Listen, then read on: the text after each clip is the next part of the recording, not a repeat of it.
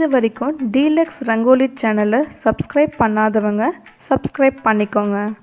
பக்கத்தில் இருக்க பெல் பட்டனை ப்ரெஸ் பண்ணி ஆல் என்ற ஆப்ஷனை செலக்ட் பண்ணுங்கள். Hello viewers, welcome to our channel. இன்றைக்கி நம்ம மொறு மசால் வடை எப்படி செய்யுதுன்னு பார்க்கலாம். இது ரொம்ப கிரிப்ஸியாக சூப்பராக இருக்குங்க. ஓகே, இப்போ எப்படி செய்யுதுன்னு